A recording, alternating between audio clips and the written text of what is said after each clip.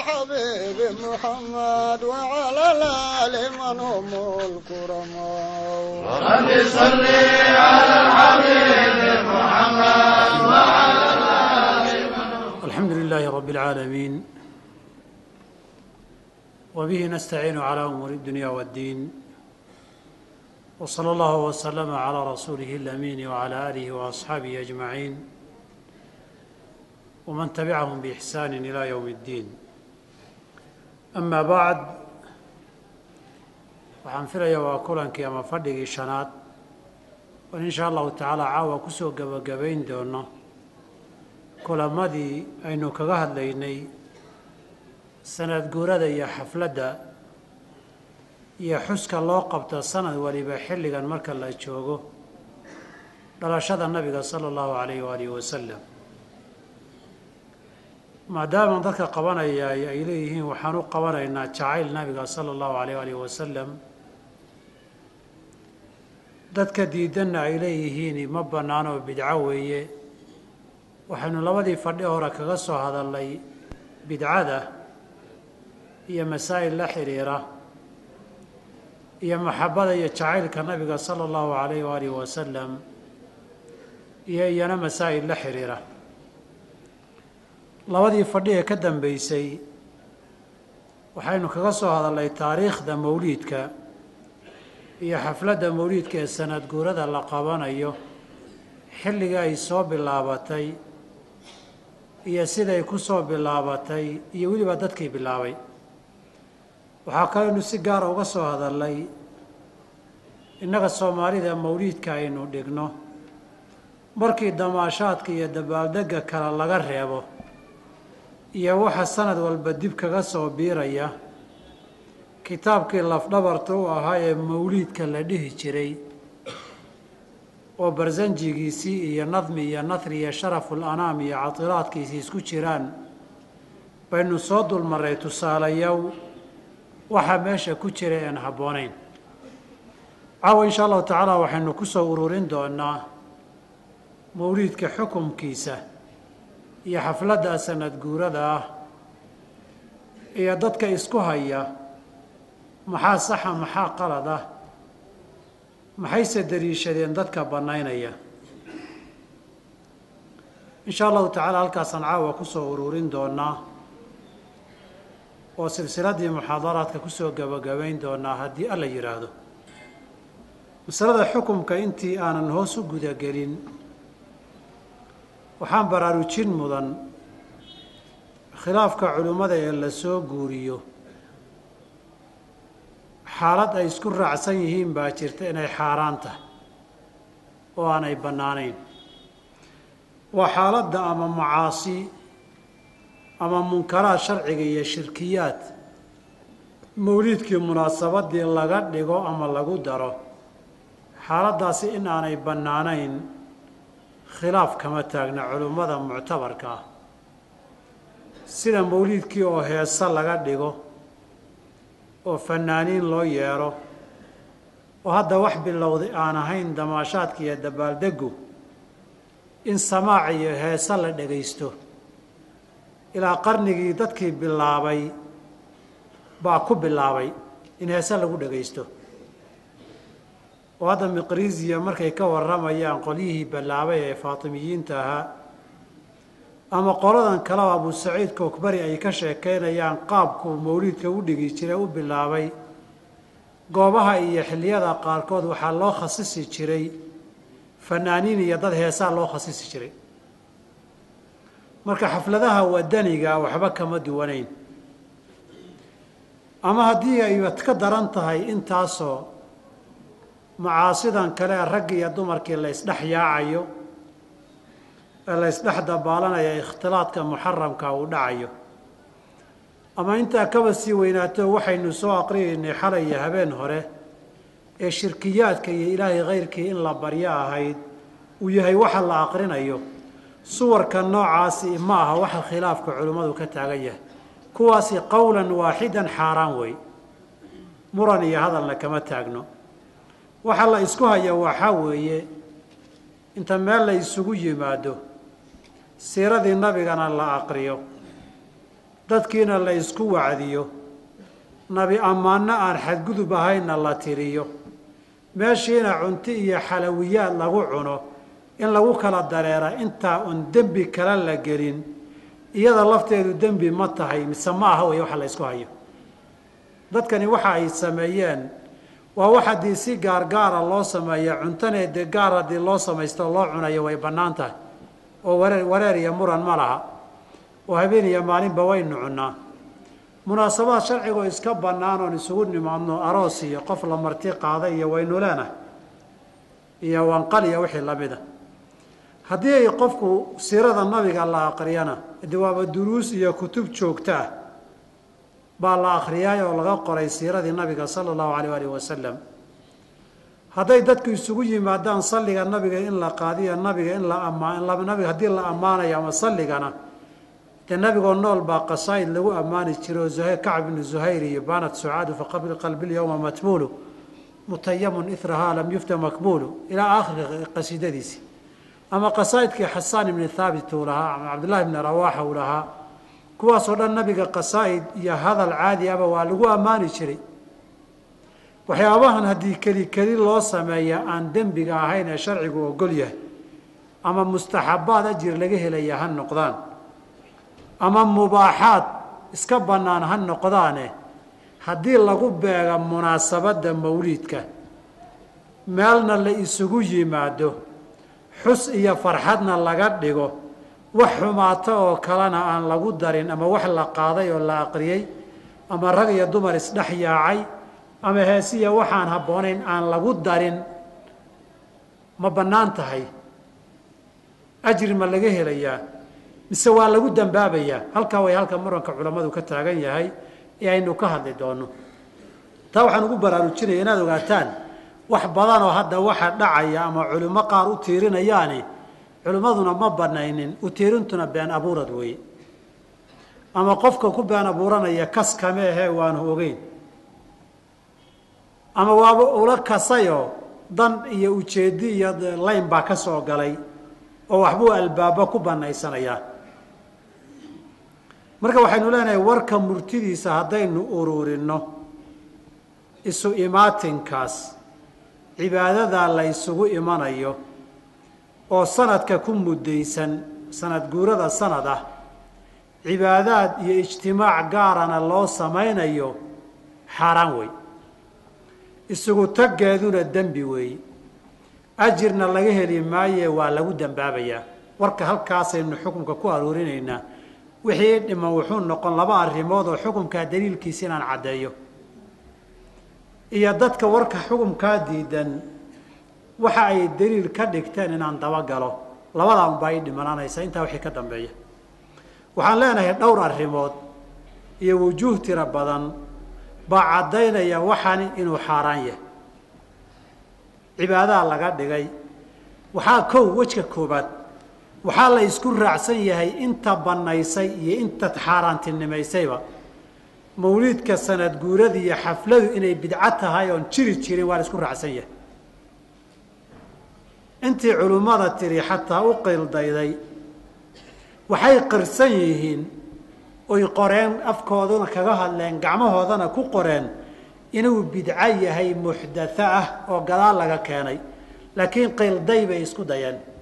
masalada koowaad ee haddaba la isku raacsan yahay baa daliil u ah inuu xaaraan yahay maxaa caddaynaya in la isku raacsan yahay culimmada diidan aqwaashooda dib baaban kaaga keeni doonaaye inta mawliidku dhib ma laha tiri oo inuu bidco aan salafkii lagu aqoon jirin nabiguna samayn sal alla alay slam saxaabana samayn ee ama faatimiyiin bilaabeen ama qarnigii 6aad dhammaadkiisa ama kii 7aad horraantiisa 600 oo sano ay dhammaatay isagoon xaflad mawliid iyo cibaadadiisa la aqoonin masaladaa ijmaac wey abu shaamat almaqdisi oo dadka u qiildeeyey iska mid ah xilligii waxaan bilowdeen culimmadii joogtayna ka mid ahaa kitaab wuxuu leeyahay in la yidhaahdo albaacith calaa inkaari albidaci waalxawaadith waxyaabaha qofka ku bixinaya bidaca iyo waxa cusub oo dhan in la diido safxada 95 buu kaga hadlay mawliidka wuxuu yidhi wa min axsani ma btudica fii zamaanina xilligan aan nool lahay waxyaabaha iila fiican bidcooyinka la sameeyey bidcada la sameeyey ha wanaajiya wuxuu saqirayaa bidca inay tahay wa min axsani ma btudica fii zamaanina haada min hada alqabiili waxyaabahan bidaca waxaa iila fiican ee waktigeennan la sameeyey waa raggii uu la bilowday xilligii shaam uu ka bilaabanayay reer maqdis baytulmaqdis buu ahay maa kaana yufcalu bimadiinati irbil magaalada irbil wixii lagu samayn jiray kula caamin fi lyowmi almuwaafiqi liyowmi mawlidi nabiyi sala allahu calayh wasalam xafladaha lagu qaban jiray iyo farxadaha maalinta waafaqsan dhalashada nabiga sala allahu calayh wasalam xafladaha la qabto waqtiyadeennan bidaca la sameeyey bay iila fiican tahay buuri markii wanaagga laga tago wuxuu qiray bidca inay tahay waa ninka koobaad ninka labaad ee u qiildayey waa xaafid ibnu xajar raximah llahu tacaala isna hadalkiisa waxaa soo guuriyey siyuuti risaaladiisa xusnu lmaqsid fii camali lmawlid la yidhaahdo waxayna ku taallaa kitaabkiisa weyne alxaawi fi lfataawi juska koowaad 189 wuxuu leeyahy sidaa soo socota ibnu xajar baa la weydiiyey buu leeyahay ka waran mawlidka wuxuu yidhi buu yihi sidaa soo socota aslu camali lmawlidi bidcatu lam tunqal can axadi min asalafi الصaalixi min alquruuni الhalaaثati wuxuu yihi camalka mawliidka iyo cibaadadan la samaynayo isutagan iyo farxaddan iyo bandhigani asalkiisu bidco weeye hal qof oo salafka quruuntii khayrka badnayda lagama soo guurin mana aanay samayn waxay sidaa tahayna in xun iyo in fiicanba way isdhex dabaalanaysaa buuhi walaakinahaa maca dalika qad ishtamalat calaa maxaasina wadiddiha wax fiican iyo wax xunbana waa isku dhex dabaalanaysaa waxa la samaynayo wax fiican iyo wax xunba waa isku jiraan xaafid ibnu xajar raximah llahu tacaala isna wuxuu halkaa qiray mawliidkan camalka iyo munaasabadda sanad guuradu inay bidco aan salaf laga soo gaarin tahay waa imaamkii labaad jalaaludiin isiyuuti oo isna kitaabkiisa xusni lmaqsid oo xaawiga ku jira lagu weydiiyey waxa uu leeyahay sidaa soo socota wuxuu leeyahay waxaan ma la samayn karaa markii la yidhi waljawaabu jawaabtu waxay tahay weli cindii aniga agtayda ana asla camali lmawlidi asal ahaan camalka mawlidka uu sii qeexay si aan wax qaybihii xumaa loogu qaadan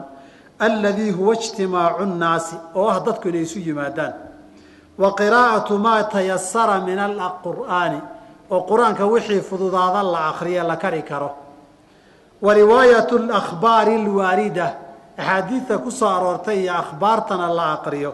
fii mabda'i amri nabiyi sala allahu alay slam nabigu suu ku dhashay iyo dhalashadiisii wamaa waqaca fii mawlidihi min alaayaati iyo mucjizooyinkii dhalashadiisa dhacay uma yumaddu lahum simaatun kadibna gogosha loo fidinayo iyo sufradan wax la saarto ya'kuluunahu wayansarifuuna intay cunaanna ay iska dareerayaan min gayri ziyaadatin calaa dalik intaa iyagoon waxba ku darin heesna kuma jirto rag iyo dumar isma dhexyaacaan shirkiyaad iyo bidac kalena lama qaadin qur-aan baa la akhriyey siirada nabigaa laga sheekeeyey raashin baa la cunay waxna laguma darin intaa keliya huwa min albidaci alxasanati bidcooyinka ila fiican wey waa qirayaa inay bidco tahay marka oon horey looga soo gaarin salafki isna culimmada u qildaday buu ka mid yahay waxaa ka mid ah culimmadaas ninka la yidhaha alxaafid asakhaawi waxaa ka soo gurinaya imaamkii xanafiyada ee mulla cali alqaari la yidhaahdo kitaabkiisa almawlid arawi fi lmawlid الnabawi safxada bal 12 sakhaawina wuxuu leeyahay oo isagana ay siyuutin isku aqraan ahaayeen kana yar daaweynaa aslu camali lmawlid الshariifi asal ahaan camalka mawliidka sharafta badan ee nabiga la dhigo lam yunqal can axadi min asalafi الصaalix hal qof oo salafkii hore uu sameeyey ma jiro fi lquruuni الhalaaثati اlfaadila 300 ee sane u horreysay fadliga badnayd wainamaa xadaa bacdaha wuxuu uu yimidoo la hubaa oo keliya intii ka dambaysay u bilowday waxaad shan ku dhahdaa nin haddaba mar dhow dhintay oo la yidhahdo moxamed ibni calawi almaliki oo kitaab mawliidka ugu qildayiyo qoro la yidhaahdo xawla alixtifaali bilmawlidi safxada 19 markuu marayay wuxuu yidhi falixtifaalu bilmawlidi xafladiya sanad guurada mawlidka la qabtaay wain lam yakun fii cahdihi sal slam yaanay dhicinba taasoo kale xilligii nabigee fa huwa bidcatun wey walaakinahaa xasanatun hase ahaatee waa ila fiican tahay laakiin waa qiray isagu say dooni hala noqoto laakiin mabda'a waxani inuusan jiri jirin oo mar dhow bilaabay cibaadadanna cibaado bidca ay tahay isna waa qiray ragga mawlidka difaacay waxaa ka mid a nin la yihahdo yuusuf irifaaci kitaab wuxuu qoray leedahay الرد المحكم المنيع الرد المحكم المنيع صفحة بقول كنتر يصدع مرهو كهذا يوحيري إن اجتماع الناس ضدك يسوي معدان على سماع قصة المولد النبوي الشريف قصة النبي محمد على شدي سين لغشة كينيو أمر استحدث بعد عصر النبوة وارن إحداث بدعاء الله كاني نبي كذب بل ما ظهر ha ahaatee maba soo ifbixinoo lama arag ilaa fii awaa'ili alqarni asaadis alhijriy qarnigii 6aad bilowgiisii waxaan filayaa ereyga saadis uu leeyahay inuu saabic u jeeday baan filayaa adugu haddii hadalkiisaba la qaato 500 sane hore maba la aqoon buu leeyahay kitaabkana wuxuu u qoray mawlidka inuu u qeylbixiyo 6 nin aan kaga gaabsaday ilaa dhowr iyo 10 baan hayaaye raggii u qeyl bixinayay oo qiray mawlidku inuu bidco gadaal ka timid yahay oon salafkii iyo xilligii khayrka badnaa iyo nabi iyo saxaabatoona waxaan aynan samayn jirin oo bidco yahay qoladaa markaan intaa kuugu daayo culimmadii diidanaydna iyaguna maxay dhaheen iyagana hadalladooda dhegayso raggii xilliyada ugu dhowaa ee qarnigii 7 dhexdiisa dhashay شيخ الإسلام ابن تيمية كمذا اقتضاء الصراط المستقيم وكجاه الله يسكن مولدك مركز وحوله ما يحدثه بعض الناس وحيابها ضدك أي ابتداعين من اتخاذ مولد النبي صلى الله عليه وسلم وإن الله سميست حس نبي مولدك صلى حسه عيدا حال يو عيد يا سنة جورا لقد جانا يو إما مضاهاة للنصارى إلا يسكب قرب قررين يو nimankii nasaarada ahaa fii miilaadi ciisa calayhi salaam ciisaba dhalashaa loo sameeyey xuskiisiiye annana aanu samayn ama ha ku saleeyaan wa imaa maxabatan linabiy sal ly slam ha yidhaahdaan oo ha u sameeyaan jacayl dadku ay nabiga jecel yihiin wa tacdiiman weyneyn waxa ay dadku sameeyeense bidcatun wey lianna haadaa maxaa yeelay falkaas ixtifaalka iyo sanad guuradu lam yafcalhu salaf salafkii ma samayn maca qiyaami lmuqtadii lahu wixii keenayay in la sameeyo jacaylkii nabiga iyo khayrka jacaylkiisii iyo cibaado aqoon la yaqaana xilliga nabigu dhashayna way wada jireen wax gadaal laga ogaaday ma jiro wa cadami lmaanici minhu wax diidanaana ma laha walow kaana haadaa khayran maxdan hadduu khayr saafia waxaasi yahay aw raajixan ama khayrkiisuba badan yahay لكان السلف رضي الله عنهم سلف كان نقول لها أحق به منا كوا نوغا حق بدن ونوغا هرية هرطايا سمين لهايا فإنهم حي لي كانوا وحي أهايا أشد محبة لرسول الله صلى الله عليه وسلم له منا نبي يقع نقتش على مركة كوبات وهم إسلا إيقنا على الخير أحرص خير كوان نوغا ذا البنايا وإنما كمال متابعته وطاعته واتباع أمره لكن خير كأنه قدك دق من عين بوحوها نبي إن لا أطيعه أمر كي صلى قاطو صف لما يسترن الله راعه السنة دي صلى النوليات باطنا وظاهرا يسأل هل كاسو هذا الكيس مرينا إياه وحاكله والرجل يجنا الديدناء كهل وحد إركا قري كمدها نك اللي يراد أبو عبد الله محمد ابن محمد العبدري ولو يقان ابن الحاج المالكي كتاب المدخل اللي يرادوا له سنة تضابط غرصدا يتضابط يبدنتي نكاسي وحوليه هي مولدكو كهلي waxa hees la qaado waxa rag iyo haween isdhaxyaaca waxa munkaraad ku jira marka wuxuu yiri muhadihi almafasid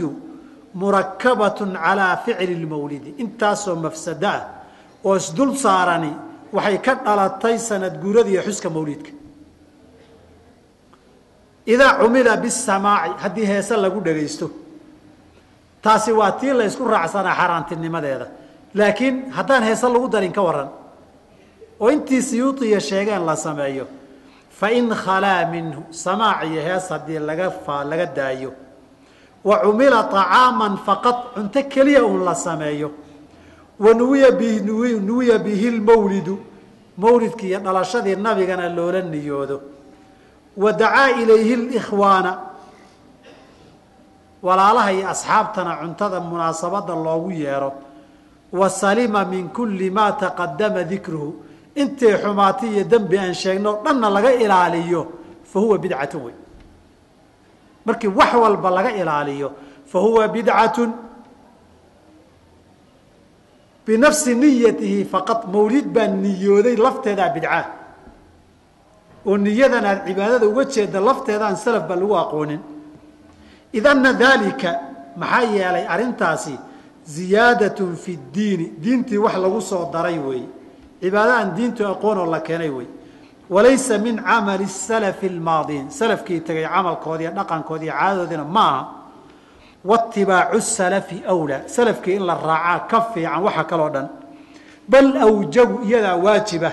min an yaziida inuu ziyaadiya min mukhaalafati maa kaanuu calayh waxay cibaadadoodii in wax kaloo khilaafsan lagu soo daro waxaa ka waajibsan iyaga intay ahaayeen in la raaco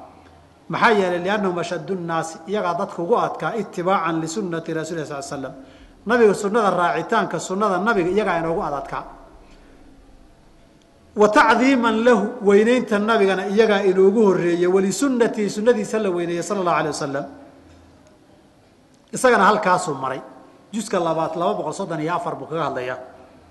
waxaa ka mid ah raggii kitaabta ka qoray ee xaaraan inuu yahay sheegay ibn alxaajna dhowr sano ka horreeyey dhimashada alimaam taajuddiin cumar bni salim allakhmi ee loo yaqaana alfaakihani oo 734 dhintay isna kitaab wuxuu qoray la yidhahda almawlid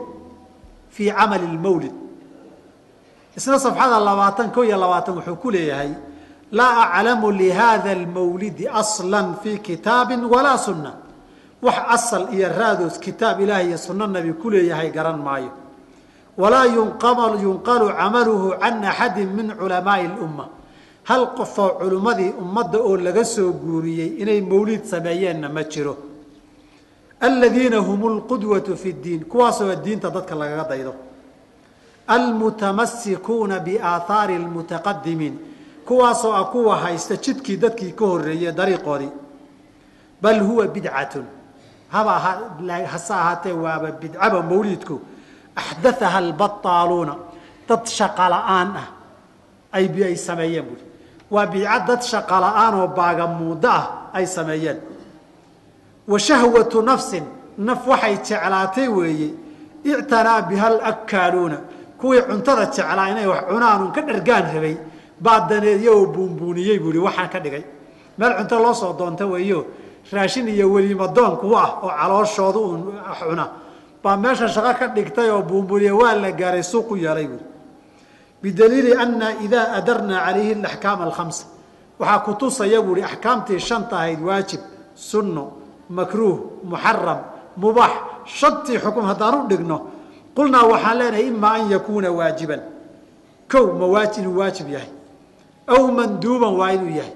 aw mubaaxan waa inuu yahay aw makruuhan inuu yahay aw muxaraman waa inuu yahay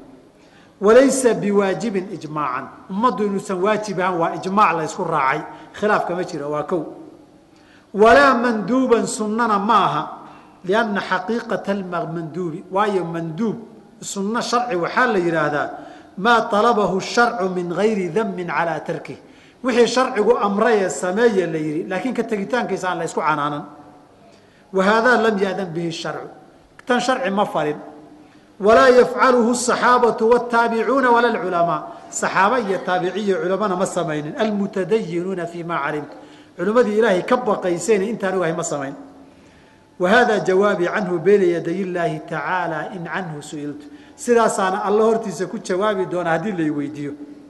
walaa jaa-izan mubaax ma banaana an yakuuna mubaaxan inuu yahay lianna alibtidaaca fi ddiini diintoo bidca lagu daro laysa mubaaxan mubaax ma aha biijmaaci lmuslimiin mubaaxna waan ka saarnay falam yabqa ilaa an yakuuna makruuhan aw muxaraman karaahiya xaaraan inuu yahay baaba soo hartay bui saddexdii kale maba geli karaba halkaasuu imaamu lfaakihani isagana ka baxay waxaa ka mid a ragga kale iyagana ka hadlay maxamed cabdisalaam ishuqayri ninkii iskale kitaabka asunan walmubtadacaat almutacaliqatu biladkaari wsalawaat sabxada 138 ilaa 139 buu isna kaga hadlay intaa waxaan caddaynaynaa culummadii qaybahooda kala duwan waxaan inuu bidco yahay way isku raaceen isagana wuxuu leeyahay faاtikhaadu mawlidihi mawsiman mawlidka dhalashada nabiga sanad guuro in laga dhigto la xuso wاlاxtifaalu bihi in xaflada loo qabtoo la xusaay bidcatun munkaratun dalaalatun bidca xun oo baadi a wey lam yarid bihaa sharcu walaa caqlun sharcina ma sheegin caqli saxana ma sheegin walow kaana fii hada khayru haddii waxaasi khayr yeelan leeyahay kayfa yakfalu canhu abu bakrin wa cumaru wa cuhmaanu wa caliyun hadduu khayr yahay sidee bay u garan waayeen abu bakr cumar cuhmaan cali wa saa'iru asaxaabati wاtaabicuun saxaabadii kaloo dhan iyo taabiciintii wa taabicuun kuwii ka dambeeyey walaimatu afartii aimadee la raacsanaayo wa atbacahum dadkii raacsanaa ilaa 500 sano see loo garan waaya hadday khayr tahay wuxuu leeyahy mas'aladaasi isaguna halkaasuu marayaa intaa hadday caddaato oon caddaynay culimmadii dhammaan inay isku raacsan tahay bidco gadaal ka timid inuu yahay waxaan inay cibaado yahay bidco xukunkeed muxuu yahay baan wejka labaad uga gudbayaa bidcaheeda wax badan idiin tilmaami maayo waan ku soo bilaabay muxaadaraadkaygii waxaynu hadda meel dhignay xafladan iyo sanad guurada mawliidku biijmaaci culamaa'i lmuslimiina bidco wey salafkiina nabiguna ma samayn saxaabana ma samayn salafna ma samayn ama 362 bay faatimiyiin bilaabeen ama 600 aakhirkeedii ilaaba 700 horaanteedii baa rag kala bilaabeen haddaan raggaa kala niraahnana dee 600 sano lama aqooninuu hore kadib baa diin iyo cibaado laga dhigay kadib nabina lama soo dirin waxyina ma soo degin shariico cusub oo cibaadaad jidaysana ma iman bidco weeye marka bidco ilaahay ma lagu caabudi karaa bidco in la sameeyase ma bannaan tahay 3 xadiidu maan idinku dal akhri camalkaasaad samaysay camalkiina qirtay oo hadda ogaatay bidco wey nabigu wuxuu yidhi alayh slam xadiidkii jaabir ibni cabdillaahi ee muslim wariyey amaa bacdu faina khayra alxadiidi kitaabu اllahi wa khayru lhadyi hadyu muxamadi wa sharu lumuuri muxdathaatuha wa kulu bidcati dalaala bidco kasta baadi weeye nabi maxamed baa sa yidhi sal ly slam waxaad samaysay waxani waa bidco ijmaacan nabi maxamedna wuxuu yidhi wejka labaad bidco kasta waa baadi waa xadiidka jaabir oo muslim baa wariyey xadiidna waa xadiidkii tirmidi iyo keyrkii wariyaha saxiix cirbaad ibni saariya isna wuxuu ku yidhi fainahu man yacish minkum qofkii idinka mid ee noolaadee cimrigiisu dheeraado soomaali sooma dhin cimrigaagoo dheeraaday geel dhalina waa ku tusaa wuxuu yidhi ninkii cimrigiisu dheeraado fasayara ikhtilaafan kaiiran ummaddanoo aada masaa'il diina isugu khilaaftay buu arki doonaa facalaykum bisunnatii sunnadayda ku dhaga wa sunnati alkhulafaa'i araashidiina almahdiyiina min bacdi khulafada raashidiinta ee hanuunsan ee iga dambeeya jidkooda qabsada tamasakuu bihaa wacaduu calayhaa binnawaajid qabsada ilkahana ku qaniinoo yaana idinka fakan intaa kadib buu wuxuu yidhi iyaakum wa muxdathaati lumuuri iska ilaaliya waxyaabaha bidace ee diin laga dhigi doono fa ina kula muxdathatin wax kastoo cusub oo diinahoo laydiin keenaay bidcatun wey wa kullu bidcatin bidco kastana dalaalatun baadi wey riwaaya nasaa-i wariyaa ku dartay wa kullu dalaalatin baadi kastana fi naari naar baa lagu gelaya bidco weeya qirtay nabiguna saasuu ku yihi alay sl slam inaad samaystay inay bannaan tahay ma lagaa aqbalayaa marka taa waxaad u malaynaysaa baadi ilaahay ma aqbalo. laakiin baadi weeyaan la yidhi haddaadi tiraahdo ee la aqbali maayo la ima dhihin, waxaan leeyahay waa lagu yidhi. oo xaggee laygu yidhi? waxay bukhaari iyo muslim wariyeen min xadiidi caaisha radia allahu canha wa ardaaha inuu yidhi man axdatha fii amrinaa haada, diintayada ninkii ku soo dara xadath iyo bidco ku soo dara, maa laysa minhu waxaan ka mid ahayn, fa huwa raddun waa lagu celinayaa, waa lagu tuurayaa. riwaaya muslim waxay ahayd man camila camalan, camal qofkii sameeya laysa calayhi amrunaa, diintayadii iyo nusuustii sharcigeenna laga dhaxlay aan sal ku lahayn, fa huwa raddun waa laguu soo celin, laga aqbali maayo. waxaan u malaynayaa qodobka labaad warkaasna waa cadya. wejka saddexaad waxaan leenahay bidcadan dadkii keenay sida runta ah muslin ma ahayn. waxaynu soo caddaynay waxaa keenay faatimiyiintii. faatimiyiintiina muslim ma ahayn.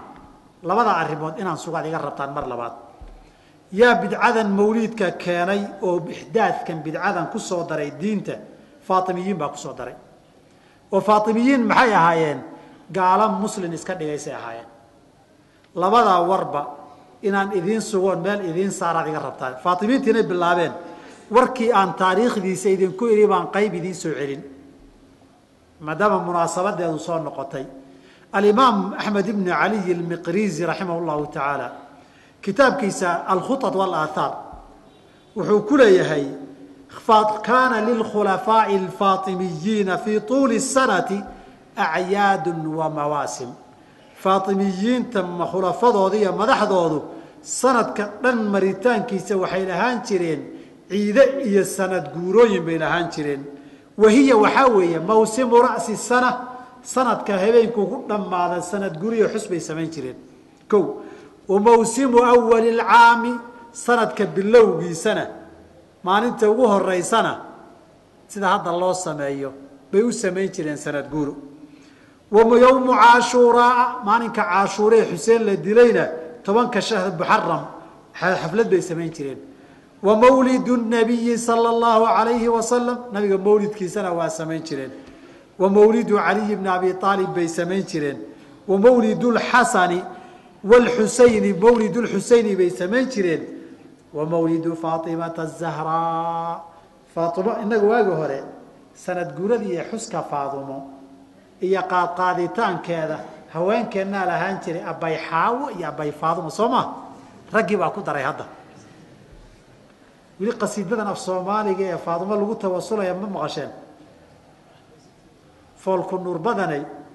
tii firdowse joogtaay gacanta noo fidiyay ma maqasheen? weli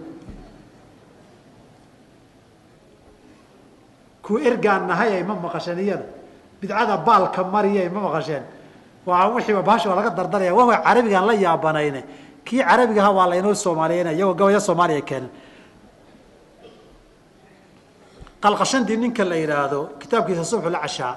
isna markuu ka hadlayay wuxuu yihi jalasaadkii faatimiyiinta aljuluusu الثaalث, juluusuhu khaliifadu wuxuu fadhiisan jiray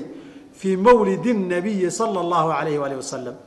dhalashada nabiga wuu samaysan jiray 12 bisha rabiicilawal ee mawliid, markaasuu intaasoo raashina samayn jiray. waxaa ka mid a ninkii masar muftiga ka ahaan jiray faqiihii xanafiga ah moxamed ibni bakhiit اlmuطiici wuxuu leeyahay ina awala man axdathaha biاlqaahirati alkhulafaaء اlfaatimiyuun wa awaluhum اlmucizu lidiin اllahi. 362 shantii bishii ramadaan buu qaahiro tagay, waa ninka qaahiro dhisay. intaa faatimiyiinta inay bilaabeen qodobkii horaan kaga bixi, faahfaahintaa ka badan taariikhda markaan ka soo hadlaynay baan ka soo hadalay. faatimiyiinay maxaad ahaydeen? diinteed haysateen? culimmadii muslimiinta taariikhdoodii waxay qoreen dhegayso. abu shaamat almaqdisi almukharikh oo 599kii dhashay 665tiina dhintay baa wuxuu qoray kitaab la yihahda alkitaabu rawdatayni fii akhbaari dawlatayni. safxada 200 wuxuu leeyahay faatimiyiintii adharuu linnaasi anahum shurafaa, asharaaf inay yihiin bay dadka u sheegteen. faatimiyuuna faadume inay ku abtirsadaan bay u sheegteen famalaku lbilaada waqaharu lcibaad dhulkiina waa qabsadeen addoommadiina waa dullaysteen waqad dakara jamaacatu min akaabiri lculamaa rag badan oo macluumadii waaweyneyd waxay sheegeen annahum lam yakunuu lidalika ahlan arrintaa inaanay ahl u ahayn xaq u lahayn walaa nasabuhum saxiixan nasabkiiyo dhalashada ay sheegteene asharaaftana uu beeyi hoosan jirin bal ilmacruufu anahum banuu cubaydin reer bani cubayd alqadaax wey wa kaana waalidu cubaydin haada cubaydillaahi cubayd alqadaax aabbihii min nasli lqadaaxi lmulxidi lmajuusi kii dabcaabudka ahaa ee gaalka ahaa bay ka soo jeedaan wa qiila waxaa la yidhi maya wa kaana waalidu cubaydin haada yahuudiyan buu ahaa min ahli salamiyata min bilaadi shaam wa kaana xadaadan birtana waa garaaci jiray baa layihi suu waday wuxuu yidhi wuxuu kusoo gebagabeeyey warka abushaama allaahuma salli calaa nabiyika wa asxaabih ilaahu ku salli nabigaaga iyo saxaabadiisa wa aswaajihi aahiriin xaasaskiisii daahirka ahaana ku salli haye walcan haaulaai alkafarata alfajara gaaladaa faajiriinta ilaahow lacnad almulxidiin warxam man azaalahum ilaahu ciddii tirtirtayna u naxariiso wa kaana sababa qalcihim dhulka in laga fujiya sabab waa salaaxudiin iyo raggiisii waman jaraa calaa yadayhi tafriiqu jamcihim iyo qof kastooo gacantiisu ka qayb qaadatay qoladaa in la baabi'iyo la kala diro wa asilhum saciiran ilaahu iyagana naar geli walaqihim hubuuran halaagna la kulmi wa askinhum nnaara jamcan ilaahu duuduub naarta u geli wajcalhum miman qulta fiihim ilaahu kuwaa tiri ku dar aladiina dalla sacyuhum fi lxayaati اdunya wahum yaxsabuuna anahum yuxsinuuna suncan ilaahu faatimiinta kuwaa ku dar bule wuu wado wuxuu yihi walow wafiqa muluuku lislaami nimankaa intay jireen madaxdii muslimiintii kala duwaneed ilahay hadduu waafajin lahaa lasarafuu acinata alkhayli ilaa misr fardaha jihaadka oo dhan masr bay ku jeedin lahaayeen ligazwi baainiyati almalaaciin baainiyada malcuuniintaasi ay ugu duulaan fainahum min shari acdaai diini lislaam diinta islaamka cadowgeeda kuwa ugu shar badan bay ka mid ahaayeen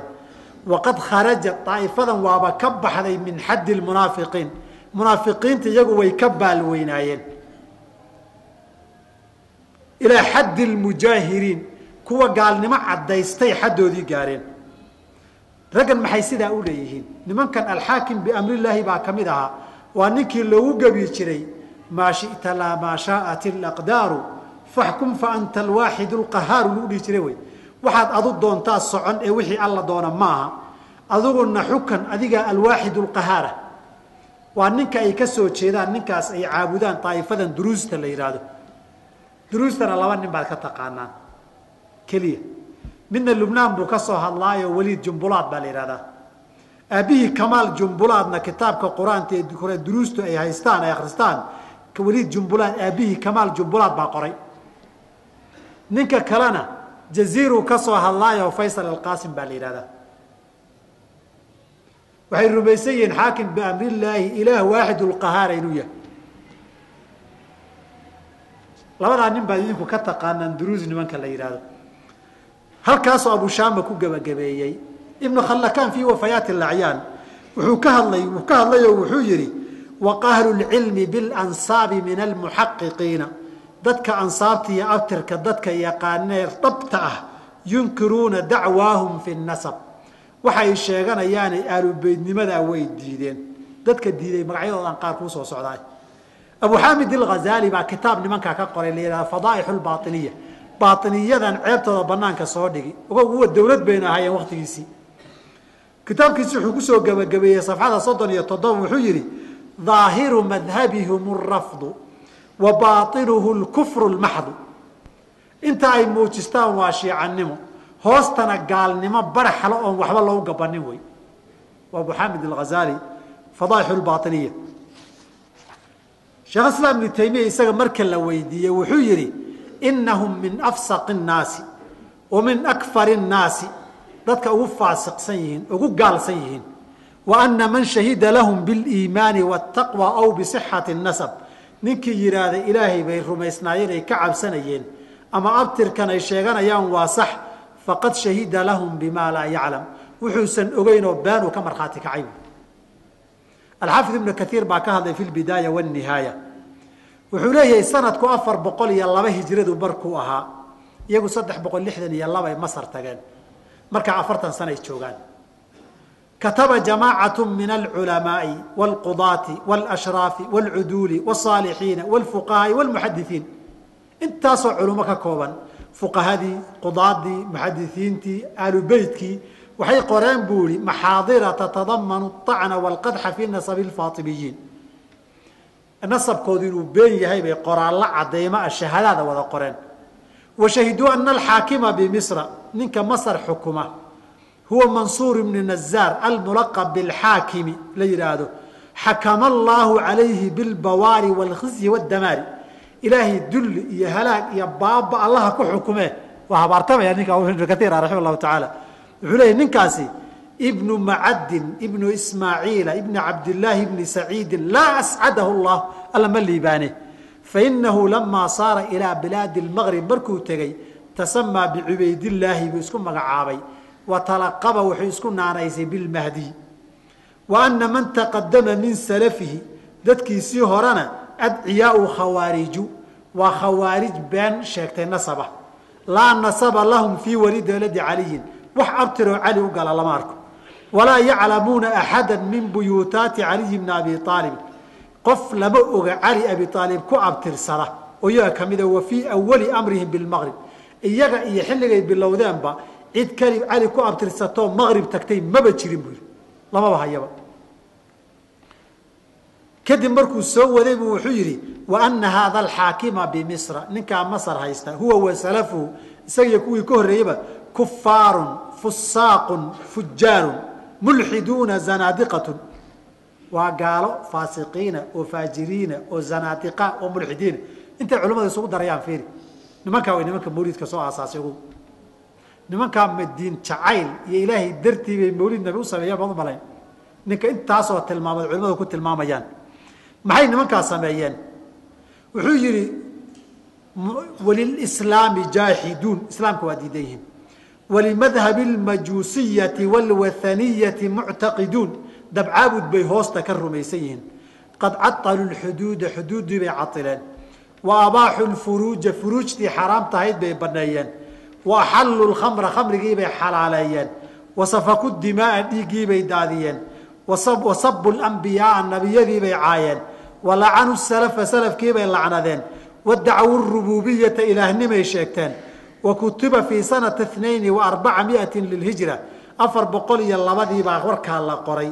waqad kutiba khaahu fi lmaxdari khalqun kaiiru meeshaa waxaa saxiixay khalqi badan waxaa ka mid ah ahlu beytka almurtadi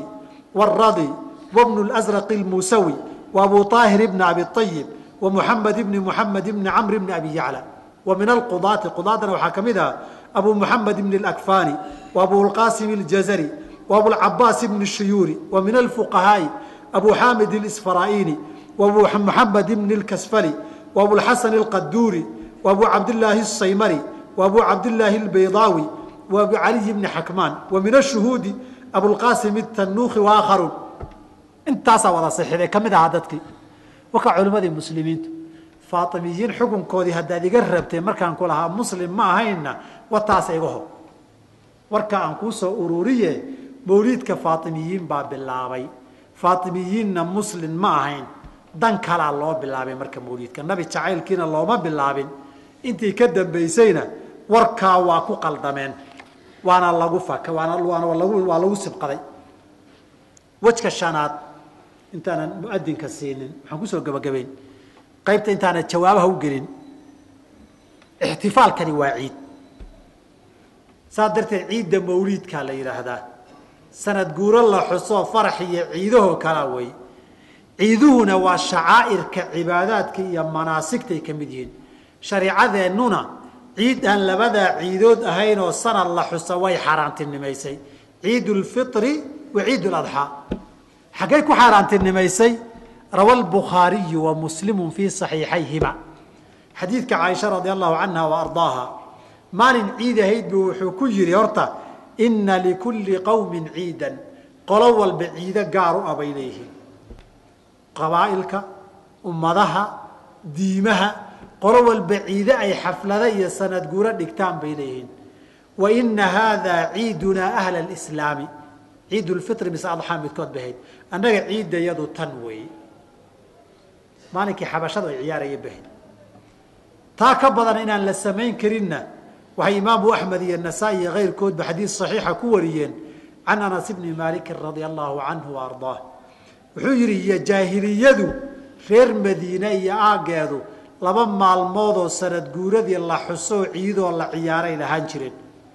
nabigu markuu madiine yimid baa wuxuu yidhi kaana lakum yowmaani talcabuuna fiihimaa waxaad lahaan jirteen 2 maalmoodood xaflad iyo bandhig ciid ciyaartaan ood ciidaan baad lahaan jirteen waqad abdalakum allahu bihimaa khayra minhuma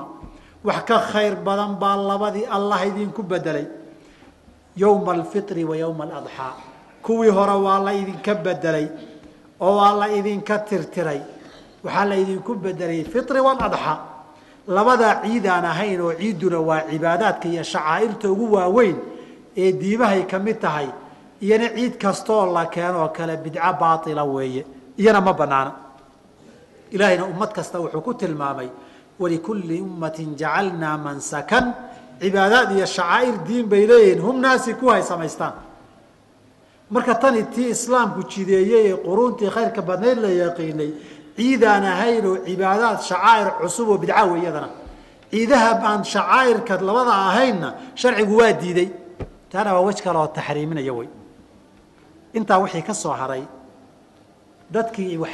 dadkii u qiildayay maxay daliil moodeen halkanaan iyadana qaybta ugu dambaysa baan kaga jawaabi laakiin wadaadkaan sin ha adaamo xaj faarax ow faarax waad halmaantay caawaadaankeeda aynu leenahay haddii intaasoo dhaniba ay tilmaamayaan waxaan inuu bidco yahay bidcadana sharcigu xaaraantinimeeyey waxaan inuu ciid yahay ciidaan labada ahayna shacaa'ir iyo cibaadaad tahoon la ogolayn cidda bilowdayna ciddaasi ay tahay culimmaduna intaa wada qireen inay bidco tahay culimmada u qiildayey maxay qabqabsadeen waxaan halkan keeni doonaa insha allahu tacaala ugu mashhuursan 5 arrimood arrinta koobaad waxaa daliishaday 3 nin la yidhahda abulkhataab ibni dixyat alkalbi oo qoray kitaab la yidhahda altanwiir fii mawlidi lbashiir الnadiir ninka labaadna waa nin la yidhaahdo abulkhayr ibn اljazari oo isna qoray kitaab la yidhahdo altacriif bilmawlid الshariif iyo nin la yidhaahdo ibn naasir الdiin الdimishqi oo qoray alsaadi fii mawlid اlhaadi kitaab la yidhaahdo 3daa ninba daliilkan waa daliishadeen iyagu daliil kaleba maynan helinba waxay yidhaahdeen daliilku nabiga sala alla alay slam markuu dhashay adeerkii abulahab baa intuu dhalashadiisii ku farxay buu addoonuu lahaayoo u soo sheegtoo huwaybo la dhihi jiray buu xoreeyey dhalashadii nabigu ku farxay markaasuu addoon huwaybo la yidhaahdo warka soo gaadhsiisay uu ku yidhi farxaddii darteed xor baa tahay abulahab markuu dhintay kadib baa riyo lagu arkay waxaa la yidhi warba waran maxaad haysaa markaasuu wuxuu yidhi dab iyo naar baan hayaa waxaa la yidhi wiilkaan adeerka u ahayd inna wax ma kuu taray wuxuu yidhi maya laakiin maalinka isniinta ah oo maalinkii uu dhashay ah oon gabadhaa dartii u xoreeyey baa cadaabka la iga khafiifiyaa riyaa lagu arkay wey qisada waxaa wariyey bukhaari baa fii saxiixii ku sheegay oo wuxuu yidhi waxaa laga warinaya curwata bni zubayr wuxuu yihi wa huwaybatu mawlaatun liabi lahabin addoon uu lahaa oo xoreeye ahayd kaana abulahabin actaqahaa abulahab baa xoreeyey faardacat الnabiya sala اllahu alayhi wasalam nabigay nuujisay falamaa maata abulahabin markuu dhintay uriyahu bacdu ahlihi bishari xaybatin xaalad xun bay ku arkeen riyadii waxaa lagu yidhi maadaa laqiita war maxaad la kulantay wuxuu yidhi lam alqa bacdakum gayra annii suqiitu fii haadihi bicitaaqatii huwayba gadaashiin wax khayra ma arag laakiin waxaa biyo yar la igu waraabiyey xorayntii huwayba aan xoreeyey intaabaa halkaasaa xujo laga dayay waxaan leenahay warkaasi war diin ama noqon karaa maya marka koowaad waxaan leenahay abulahab oo qur-aan ku soo degay oo la yidhi tabbat yadaa abii lahabin wa tab oo ilaah yidhi sayaslaa wuxuu ku guban doonaa naaran daata lahab ololaysa wamra'atuhuna waa guban doontaa qur-aanka saa lagu yidhi nabigana aada ula dagaalamay oo ula coloobay isaga iyo wiilashiisiiba gabdhuhu ka qabayna markuu nabinimada sheegay wiilashiisu ka qabeen fura yidhi ee ka soo furay dagaalka halkaa la galay riyaa lagu arkay riyada yaa arkay lama yaqaan qof dadkiisii ka mida wey qofka riyada lagu arkayna waa gaal nin gaalnimo ku dhintay wey kow marka koobaad waxaan leenahay warkan curwaa sheegay curwo ma noolayn goortu abulahab dhintay abulahab qabla alhijri uu dhintay curwana nabigaba ma soo gaarin sala allahu alayh ali wasalam walaalkii cabdullahi bnu zubayr oo yar buu nabigu dhintay warkan xadiid mursala wey mursalkuna imaamu muslim muqadimada saxiixiisa waa ka ku yidhi waalmursalu fii qowlina wa qowli ahli اlcilmi biاlakhbaari min aqsaami اdaciifi xadiidka mursalkaa annagu madhabka yaga iyo ahlulcilmiga xadiid yaqaana madhabkoodu daciifku ka mid yahay saasayna jamhuuru ahli اlcilmi bilxadiidi qabaan walidalika alimaamu alciraaqiyu fii alfiyatihi mursalka xujiyadiisa markuu ka hadlaya muxuu yihi واxtaja malik kada النucmaanu wataabicuuhumaa bihi wadaanu waradahu jamaahiru النuqaadi liljahli bالsaaqiطi fi اlisnaadi waصaaxibu الtamhiidi canhum naqla wamuslimu sadra اkitaabi asla saaxibu الtamhiid ibn cabdilbarna waa ka soo guuriyey muslimna asalka muqadimada kitaabkiisuu qalin ku xoogay jamaahirta inta u badan ahlu naqdi walxadiidna waa diideen diin in laga qaato waa kow laba waxaan leenahay warkaa marka labaad matnigiisa aan kusoo noqono ibn xajar raxima llahu tacaala markuu aharkan sharxayay fi fatxi اlbaari wuxuu leeyahy aharkan wuxuu faa'iideynayaa in abulahab isagoo gaala camal uu sameeyey uu ku intifaacay wuxuu leey wahuwa mukhaalifun lidaahiri اlqur'aani qur'aankuu si cad uga hor imanayaa waayo ilaahay baa wuxuu yihi gaalada markuu ka hadlayay waxay camal sameeyeen waqadimnaa ilaa maa camiluu min camalin waxay kastoy camal sameeyeen baanu ururinoon u horbaray fajacalnaahu habaaan manhuuran bacaad la shuboon waxba manfaco lahayn baan ka dhignay saasuu ilahay yidhi aharkan mursalkee daciifkaana wuxuu leeyahay waxbuu anfacaya saasuu xafid ibnu xajar raxima llahu tacaala leh isagoo daciif ahaa buu daahirkii qur-aankana ka hor yimid marka labaad marka saddexaad waxani waa riyo riyada diin lagama qaato ta ambiyada mooyeen waxaanaa lagu riyooday waxna ma xalaalayso waxna ma xaraamayso sharcina lagama qaato walidaalika nabiga ninkii riyo ku arka sal slam shuruuda tasxiixu ru'ya haadihi waxaa ka mid a inaanu ku amrin wax sharcigiisii khilaafsan haddii wax sharcigiisii khilaafsan ku amro nabi baan ahayna ku yidhaahdo been weeye nabigii ma aha waxaa laga hadlayaa ruyadaa xujo maaha laga hadlaya waa tee waa ru'yo qof mu'min oo saalixa u arkay wey tan laakiin yaa arkay bacdu ahlihi baa la yidhi gaalo ahaadaana mooy hadda diin in lagu saleeya cibaadaad tan looga dhigo wax meesha ku jira maaha intaa la ysaga hari maayo waxaan leenahay ma jirtaa inuu abulahab huwaybo xoreeyey xilligii nabigu dhashay waa masalo caddayn u baahan caddaynna looma heli karo wax sanad oo sugan laguma caddayn karo culimmada mu'arikhiintana way isku haystaan miyuu xoreeyey mise isagoon xorayn buu ka dhintay waa masalo lagu haysto curwata bnu zubayro ragaan isaga ka da'yarayn baa waxay diidan yihiin in abulahab intuu noolaa uu huwaybo xoreeyey halkaana waa masalo soo caddayn u baahan waxaan kusoo gebagabayn qaybtaas kaba soo qaad wuu jeclaayo wuu xoreeyey xilligaas jacaylka abu aalib ma jacaylkii dabiicigae ilmaha la jeclaan jirayba mise waa jacayl cibaadaah jacaylkii abiicigaha wey. jacaylkan ilmahaaga aad jeceshae abiicigaa camal saalix iyo cibaado midnaba ma ahaba, maxaaba lagu intifaaca camal saalixaba aslan maaha. marka warkaasi war wax lagu salayn karaa wax aad buu uga fog yahaye halkaa inaga dhig. laba, waxay culimmada qaar cuskadeen, waxay yidhaahdeen, waana daliilka siyuuti iyo xaafid ibn xajar ay waxoogaa igu qeeldayeen wey. waxay dhaheen sawmu yowmi caashuuraa sharcigu jideeyey,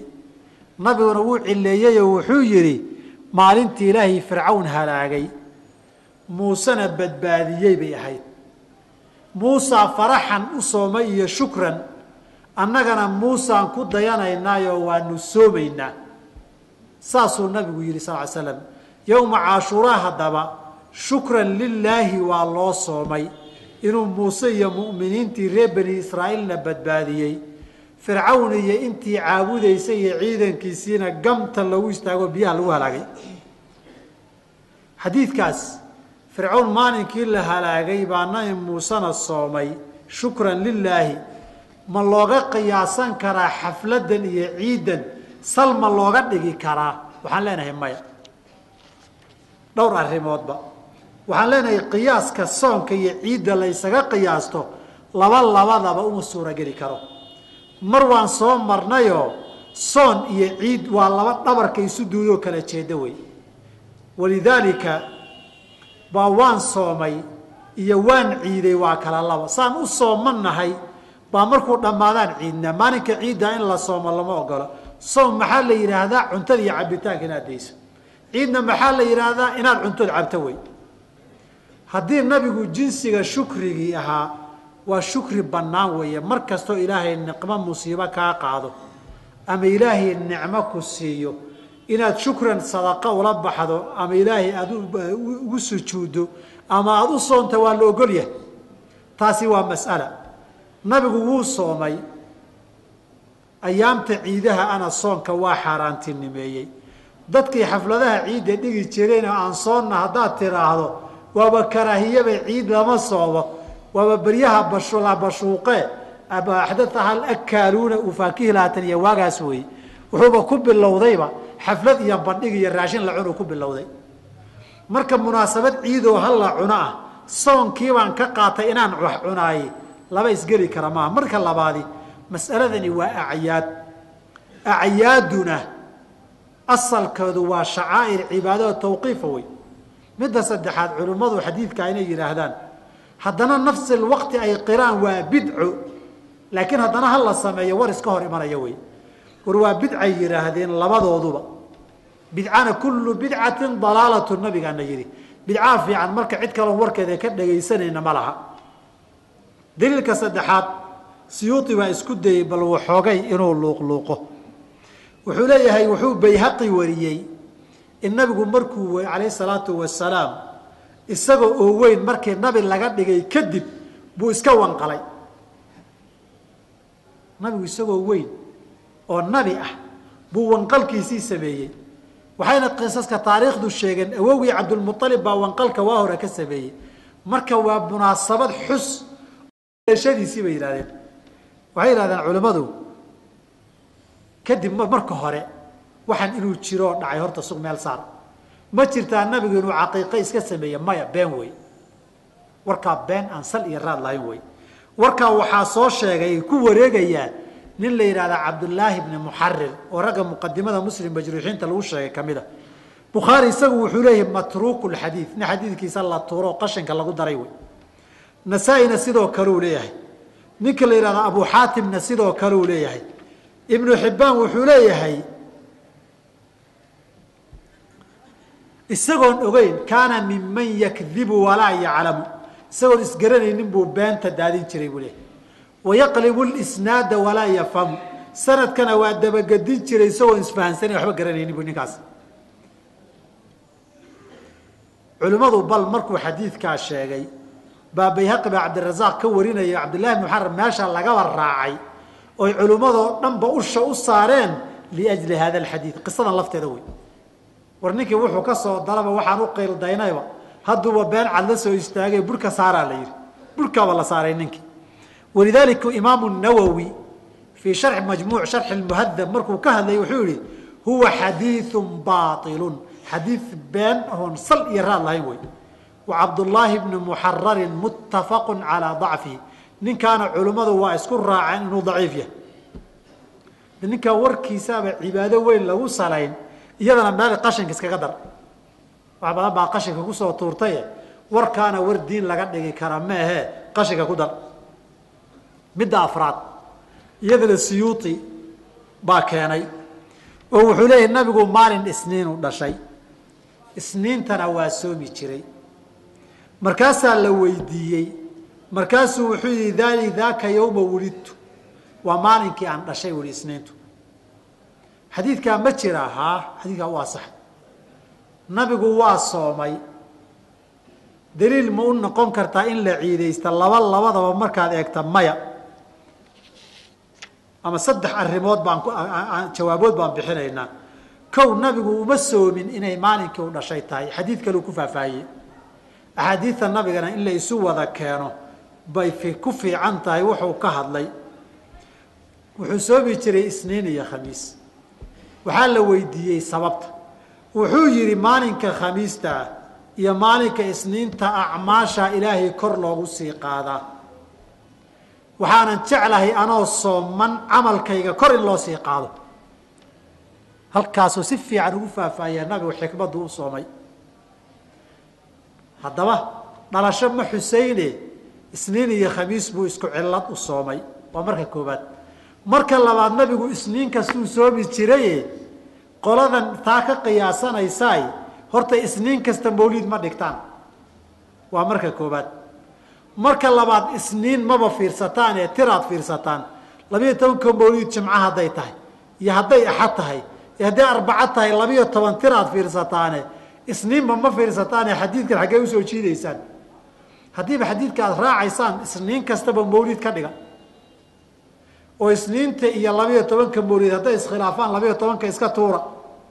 laakiin annaga isniin waxba nagagama xidhna. laakiin nabigaa isniin yidhi baan daliishanaynaa, labadaa isma qaadan karta. midda saddexaad, nabigu wuu soomay, idinna waa ciidaysanaysaan. ciid iyo sonna saan soo sheegnay isma galaan. intaa waxaa idiin dheer in nabigeena sala allahu calayhi wasalam ha soomee xaflad iyo dabaaldeg iyo sanad guuro iyo ciyaaro kuma darin. waxa meesha yaallana waa dabaaldeg kaba weyn kii ciidulfitriga iyo ciiduladxada. maalin dhaweyta wadaad baan dhegaysanayay meel ka hadlayo wuxuu leeyahay ciidda fitriga iyo adxada mawliidkaa ka fadli badan. ogow hadda waa mawliidka laylatulqadrigii ka fadli badan. hadduu laylatulqadri ka fadli badnaaday ciiduladxa iyo fitri xaggay joogaan? maalin hore barqa hore iyo durduro kusoo dhaafay dheh. ogow hadda bidcadii baa laga fadilayaa nusuustii caddayd. waxaan is iri ninkaa markaan dhagaystay lowlaa aan jahli loogu cudur daarin lakaana kafara. oo nusuusta cad waxay sheegtay baa waxaan daliil lahayn buu si cad uga fadilayaa, lakaana kufran lowlaa jahli aan loogu cudur daarayn. waxaasi kelimatu kufrin wey, iska jir, khatar wey.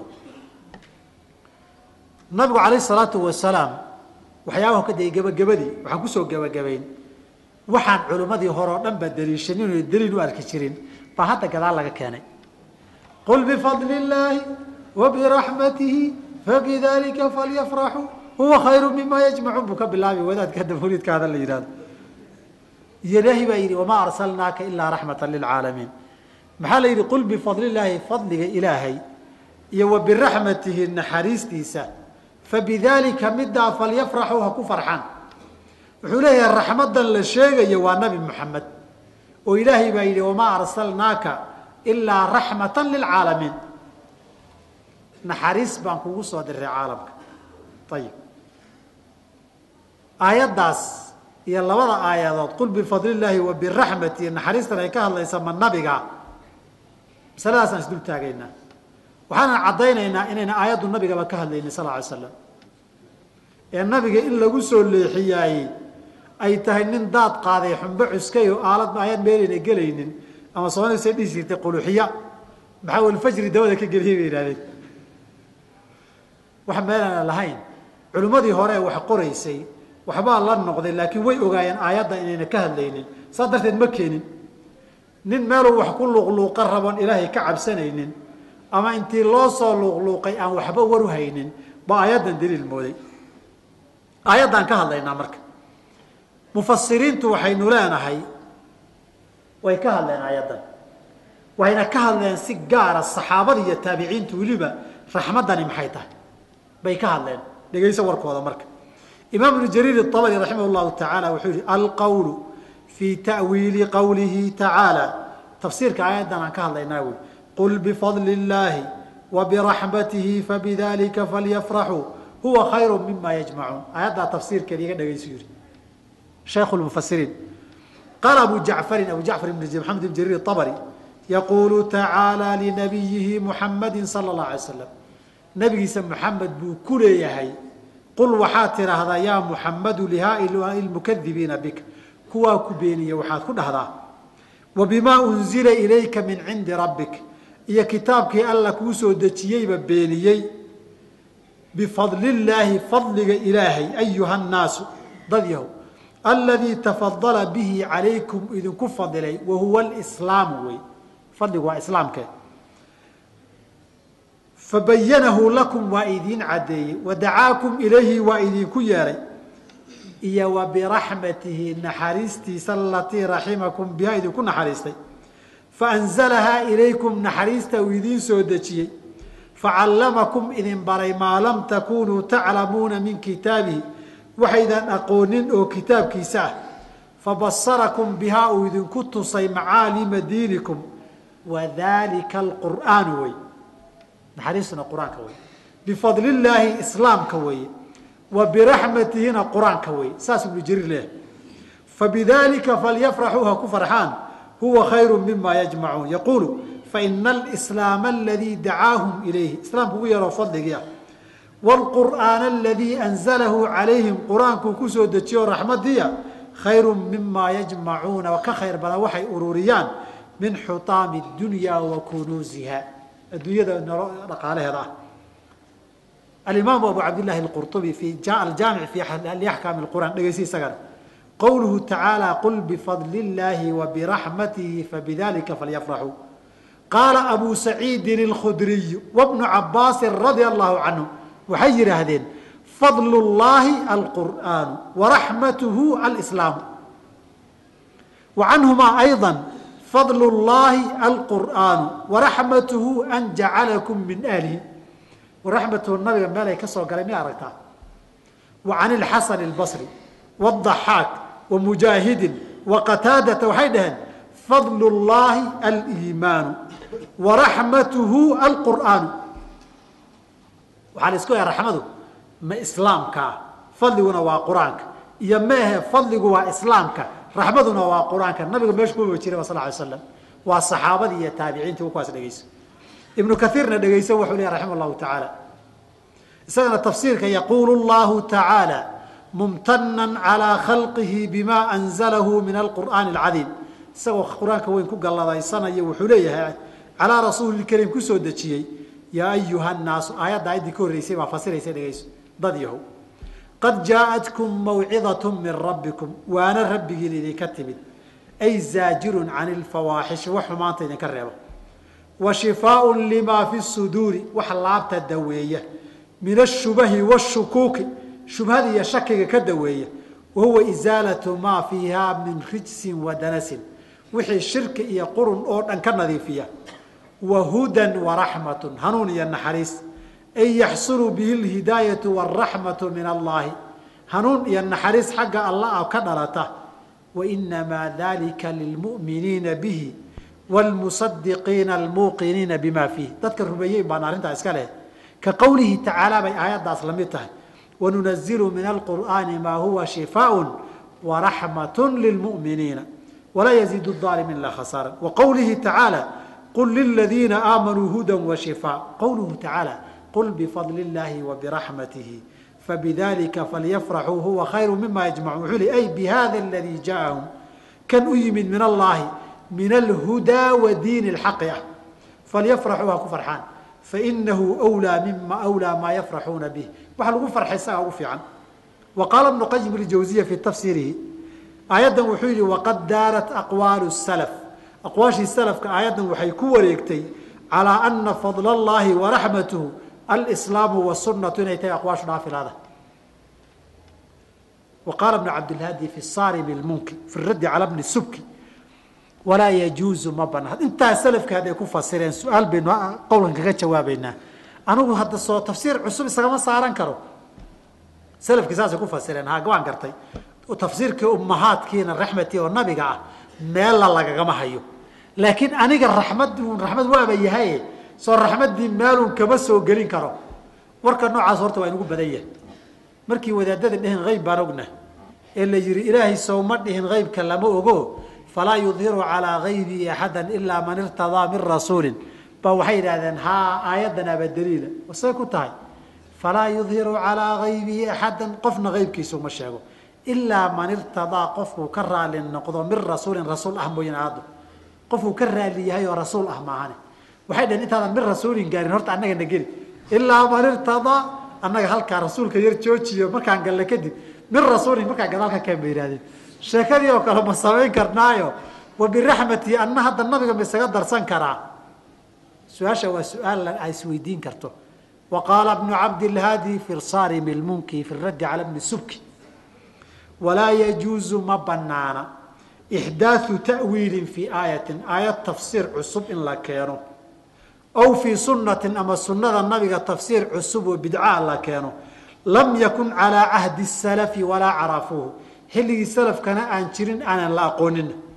walaa bayanuuhu lilummati ummadana aanay u caddaynin. maxaa yeelay fa ina haadaa warkaa haddii saa la yidhaahdo yatadamanu wuxuu kulansanayaa oo ka muuqan annahum jahilu lxaqa fii hada tafsiirkii xaqaha aayadda salafku ma garan bay noqon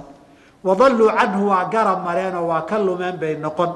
wahtadaa ilayhi hada almuctaridu lmustakhiru kan wax watee gadaal ka yimid baa hanuunkii helay bay noqon. fakayfa idaa kaana ta'wiilu hadduuba noqdo tafsiirkani yukhaalifu ta'wiilahum wa yunaaqiduhu ka hor imanaya midaynan dhihin iskaba sheeg lama ogolo salafkuba tafsiirka ma garanaynin dadkana xaqii uumaynan fasirin tafsiiradii kaleoo dhan dadka way lumiyeen bay noqon. tadliilu salaf baa ka dhalan marka warkaa war aadan lagu ogoleen baabka inaad gasho wey. warka gabagabadiisii halkaa waxaynu kusoo gabagabayn mawliidku bidco weeye ijmaacan. bidcaduna xaaraan weeye nasan nabigaa yihi wax nabigu yihina warka noqoda ma laha. sidiisabana niman lagu ijmaacay inay gaala yihiin baa koowdii inoo keenay oo culimmadu aad ilaahay u bari jireen xataa hadday baabi'een ilaahay inuusan cafiin oo naarta ku guro nimankii loo alla baryayey baa keenay. mawliidku waa ciid ciidduna waa shacaa'irka cibaadaadka diinta waana tawqiifi oo labadaa ciidood waxaan ahayn waa la mamnuucay. wixii loo daliishada la isyirina wax daliil u noqon kara ma laha. adiga wixii aad geysataay waad ku dambaabi haddaad og tahay. ilahi subxana wataala waxaan ka baryaa xaqa iyo sunnada inuu nagu sugo xaqa iyo tawxiidka iyo sunnada nabigana uu nooleeyo. sheekh su-aale kama gaaro wixii ilahi subxaana watacaala diinta u garbaynayana ee xaqa iyo sunnada garab siinayana ilaahay guuleeyo. intii bidco wadana ilaahay ka soo hanuuniyo. ilaahay baabiya dhehi mayno. allaahuma hdi dawsan waaye allaahuma hdi dawsan waati bihim waaye ilaahw kuwa halaagoo xumee dhihi mayno. ilaahay dadka iyagana xaqa ha tuso sunnadii iyo hadiga wanaagsanna allaha ku soo hanuuniyo. waxaa shubahaana qalbigooda iyo maskaxdooda allaha ka saaro. ummaddana xaqa allaha wada tuso ee had walba intii ka qarsoonna allaha ku hanuuniyo. wajazaakum allahu khayra wasala allah wasalam alay xasbi wasalim. de su-aalaha yaalle ma xamili kartaan aniga waxba iguma aha. haye 10 daqiiqo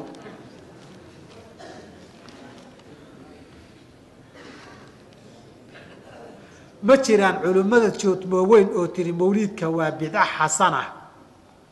ama ogol. de taa waxaa caawo dhan ka sheekeynaya soomaa waxaa u qiildayey baan ku yidhi abulkhaaab ibni dixya fii kitaabkiisa atanwiir fii mawlid lbashiir nadiir waxaa u qiildayey baan ku ihi abu shaamata fi lbaacith calaa inkaari bidaci walxawaadith waxaa u qiildayey baan ku idhi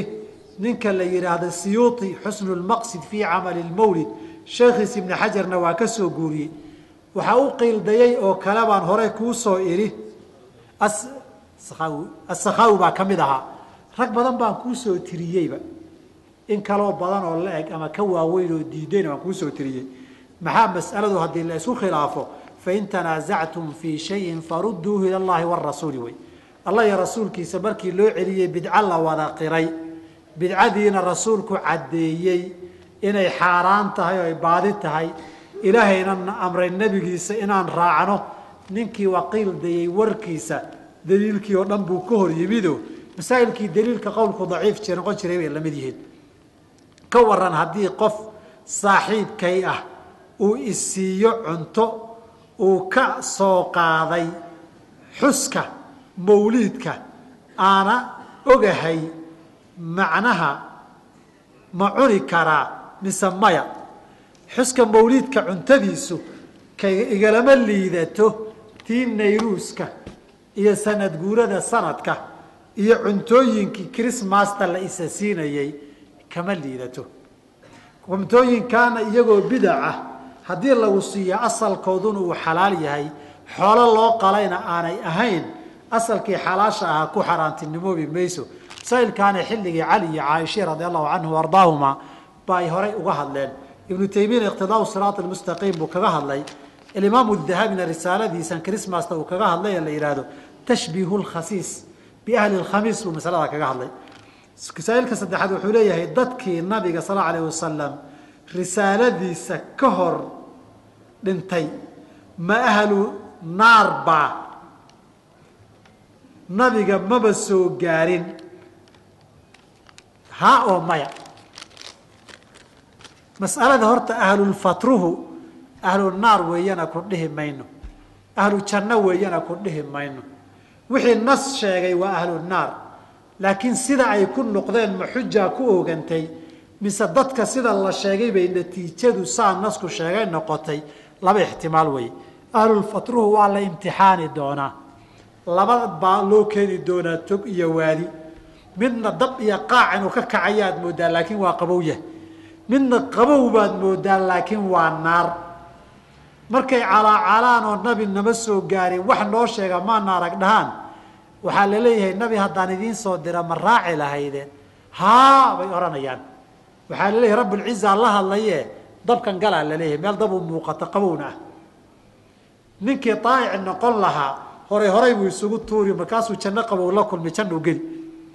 ninkii diidi lahaana intuu saa ugu dhawaado soo kala jiirayn ilaahay danaarun baan ka cararayo baashi iga daawile waxaa la leeyahay nabiga sawmaadan raacdeen haa gal markuu ka warwareego waxaa la leeyahay anigiibaabadi diidan tahay nabi hadduu ku yimaada maxaad samayn lahayd gal naarta gal waxaa dhici karta dadkan nusuustu sii sheegtay dadka diidi doona bay leeyihiin baa dhici karta saa'ilka afraadi wuxuu leeyahay wardaxadda waxaan su-aal mahe waa fariin dheere wuxuu leeyahay dadka mawliidka dhiga dad wax yaqaanaa ka mid a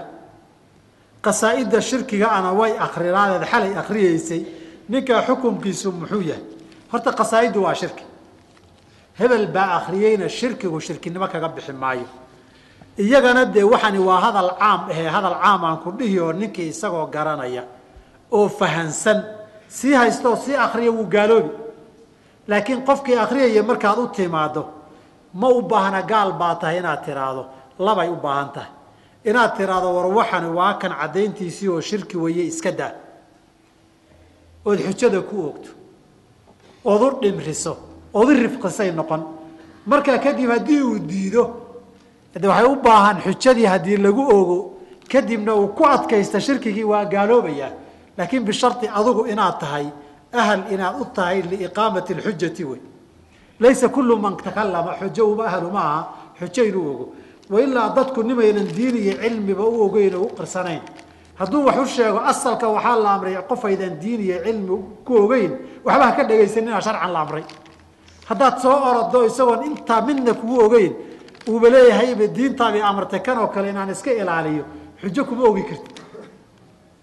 waa in xujada nin ahlu ah ku ogaa waxaan ku su-aalayaa buuri taariikh sugan ma la hayaa dhalashadii nabiga sal alla alay slam iyo dhimashadii wabilaahi tawfiiq. dhimashadii waa la hayaa 12 bisha mawliid bay ahayd qawlan waaxidan. dhimashadii nabi salaam qawlan waaxidan 12 mawliid buu dhintay. wadaalika al-faakihani wuxuu leeyahay war xafladan 12 mawliid aad dhigaysaan kale garan weynaye ma dhalashaad ku faraxdeen mise dhimasha u dabaaldegaysaan. la dhimashada lafteeda 12 mawliid bay ahayd. war waxaan laba kala garanayo shabah baa ku jiray yaa kala garanaya wuu waxa isku dhax qasmaya gaal iyo muslimo nin farxad u dabaaldegaya dhimashadiisii iyo nin farxad dhalasho u dabaaldegaya. dhalashadu laakiin khilaaf baa ku jira. waxaa loo badan yahay inay 12 mawliid ahayd. qaar culimadu waxay leeyihiin 8 bay ahayd, qaar 9 bay ahayd bay leeyihiin. walidaalika Abu Saciid Kookbari labada sano marna 8 ama 9 ku dhigi jiray marna 12 ku dhigi jiray. labada qol ugu mashhuursan ala kulli hal tafaasiishana waan ku diriye صحيح السيرة الذهبية أما صحيح السيرة النبوية الصحيحة أما صحيح السيرة النبوية الشيخ الفاضل محمد رزق الطرهوري بو كذا اللي تفاصيل آثار تاي روايات كان على شذي النبي هل كدونا على سيدنا النبي الله حسا مركا لقصو تاغو قاب كأي سوفية دا أو ديغان ولا هو يقانا نبي وحا الله حسا عليه الصلاة والسلام كو sunnadiisa la raacay hadigiisi maalin kasta markaad ku dayashadiisi ka shaqaynayso xuskii waa taagaya salligiisa la badiyaa markaad maqashana waa lagu salliyaa nabiga sallallahu alayhi wasallam xuskiisay kamid tahay sharcigiisa iyo diintiisa la fidiyaa oo loogu yeeraa oo nafiya maalba loo huraa taas xuskiisa nabiga waa la jeclaadaa waana la tamaniyaa allow yaa la mar la kulma waxaana nafta la gaarsiiyaa haddii maanta la dhihi lahaa waxaad adduun iyo xoolo leedahay hal marood nabiga aragta ku furo inay diyaar u noqoto inay ku furato halka inaad nafta gaarsiisaa la rabaa xiisaha iyo hilowgay u qabta nabiga alayhi salaam iyo kuwa lamidoo madaahirul mahabba iyo asbaabteedii iyo asbaabta loo jeclaanay kaga soo hadalay. wuxuu yidhi haddaad tiraahdeen farxadda dhalashada nabiga sala allahu calayhi wasalam in loo dabaaldego waa xaaraan qasiidooyin lagu ammaano waa shirki goorma ayaa nabigu weynaynaa sideese u weynaynaa oo ugu farxaynaa qasiido aan quluwi lahayn ma qaadi karaa. qaybta dambaan ka bilaabi qasaa'id nabiga lagu ammaano iyo qoraal caadi oo lagu ammaano iyo sheeko lagu ammaanoon xadka bixis lahayn arrin wanaagsan wey. waxaan diidanahay waa shirki. waxaan diidanahay waa shirki. in nabi maxamed la ammaano isagoo joogaa gabay lagu ammaani jiray oo xasaan ibni thaabit baa shaaciru rasuulillahi ammaani jiray oo kacb ibni maalik baa ammaani jiray oo waxaa ammaani jiray cabdillaahi ibni rawaxa ammaani jiray oo kacb ibni zuhayr baa qasiidadan baanad sucaada ku ammaanay oo intii ka dambaysay baa la ammaani jiray sal slam ilaa haddaa la ammaanaa. inaan nabiga istaagoon ammaano iyo kitaab ammaan hadala inaan ku qoro iyo inaan fagaaro kaga sheekeeyo iyo masaajid inaan ka aqriyo siiradiisa iyo ammaantiisa iyo shamaa'ilkiisa iyo gabay inaan ku tiriyo intaba waa la ogolyahay. laakiin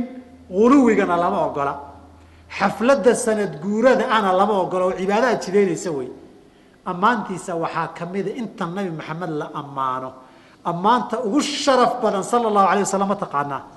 waa diintiisaoo say tahay loo qabsadoo loo raaco oo wax la barbar dhigi karo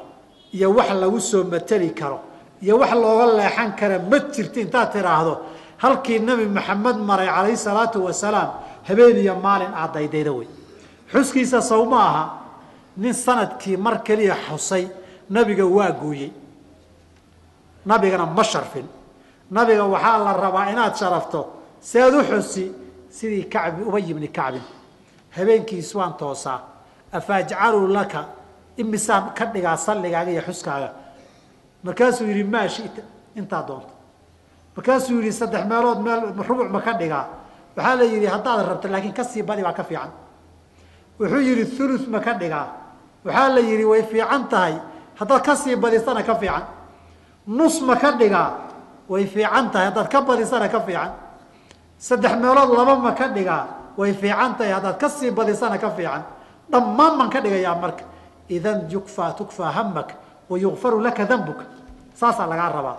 nabiga calayhi salaatu wasalaam carabkaagan uusan ka ingegin walidaalika dadka nabiga ugu xus badan ahlulxadiidka wey maanta o dhan xadaanaa fulan qaala rasuulu llahi sala allahu alay wasalam xadaanaa fulan qaala rasuulu llahi sala allahu alay wasalam xadaanaa fulan qaala maanta o dhan rasullahi buu ku jira sal slam waxaa laga yaabaa maalintii hadda 10 xadiida markii la akriyo kutubu sita markaad subixii 2 saacadood 10 akhrido ama 1 saac ilaa 100 jeer ka badan bay ku soo mari nabiga ood ku salido xadiidkiisa ood akhrido sunnadiisa ood sharaxdaa ku soo mari wakaa xuska nabiga sallallahu alayhi wa sallam su'aasha ugu dambeysay warka dheer ah ku soo gabagabeeyay inkastoo 10 daqiiqo dhaaftay ka waran haddii aanan aqrin kitaab mawlid qasaa'id shirki ahana ama quluwi iyo wixii lamida aanan qaadin laakiin markaan xasuusta suubanaha sallallahu alayhi wasallam aanu farxad darteed xoolo qalno ama cunto samaysano oo wax sadaqaysano sidii rasuulku sallallahu alayhi wasallam uu sameyn jiray markii uu khadiijo xasuusto ama xusayo waa laba mas'alo horta warkan dambe waa khalad markuu khadiijo xusa ama xasuusto weliga nabiga xoolo ma qalin been wey laakiin qisada aan ku saxo weligeed bana mas'alo qalloocatay meelahaasoo kale ay ka burugtaa nabigu khadiija markay xoolo iyo hilib iyagu qashaan baa hilibka wuxuu nabigu mar walba ku dadaali jiray dariska iyo dadka asxaabta in wax laga siiyo xataa ilaas haweenkiisu intay barteen hilibkii iyo xoolihii ay qashaan isaga oo maqan ay qaybin jireen oo maalin ay yiraahdeen uu yiri neefkii maxaa ka yaala waan wada bixinay neefkii waxay yiraahdeen waxaa ka yaala garab intii kale waa ina dhaaftay baa leeyahay inta kale inoo hadhay hadiga waa dhaqan uu xaasaskiisa baray bay ahayd markii haddaba qaraabadii iyo asxaabtii la siinayo baa wuxuu ku dari jiray asxaabtii khadiija xusi jiray qisadu maaha xuskeedu xoolo u qalayna maaha masalada ay ku gadoomino marka waxaan jirin oo axkaamaha ku salayn taa masalada koowaad ee bilowga leen dhamaadkan ba asal u ah xuska nabiga rabto midda labaad xoolaha la qalayo xoolo maxaad u qashay cibaado mise maadan qalin ilaahay baad ku caabudaysaa طبعا waxaa ii muuqata haddaad hilib u baahnayd oy ku soo beeganta nabigood xasuusatay inaad iska qalatay de wax diidaya ma jiro laakiin nabigaan xasuustay baan ku cibaadaysan xoolo aan qalay waxaa lagu yidhi ina salaatii wa nusuki wa maxyaaya wa mamaatii lilaahi rabbi alcaalamiin gowracayga allah iska leh yaa kuu jideeyey in nabi maxamed baan xasuustay xoolo aad u qasho ma nabigaa kuu jideeyey ma ilaahay baa kuu jideeyey yaad kaga dayanaysaa waxaad kaga dayana haddayna jirin gowracuna cibaado yahay jidkaasi kuuma furna maxaa kuu furan nabiga xasuusatay dhalasho kuma xirna mar kastoo nabigu aada xasuusatay sal alay slam dhalasho keliya ma ahee inaad ku farxdaa lagaa rabaa inaad ku faantaa lagaa rabaa inuu nabigaagii yahay diintiisana aada haysato inaad ku faantaa lagaa rabaa ood u aragta cizi iyo sharaf inaad ummadiisii ka mid tahay inaad u aragtaa la rabaa inuu xaq iyo abaal iyo midno badan kugu leeyahay inaad u farxdaa la rabaa farxad keenaysa diintiisii iyo jidkiisii inaad raacdo laakiin niman yo waxaan idin weydiiyey nabi maxamed alay slat slam shariico iyo diin buu inoo keenay tawxiid iyo arkaanta iyo khamsi iyo arkaan iimaan iyo arkaan islaam leh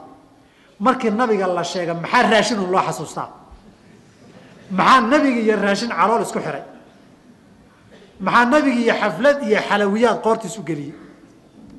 nabigeena xasuustiisiiba maxaad uga dhigteen xoolaa la qalay iyo xaflad baa la damaashaaday xaqii nabiga maxaa halkaa ku ururiyey markuu joogay baan loo damaashaadi jirin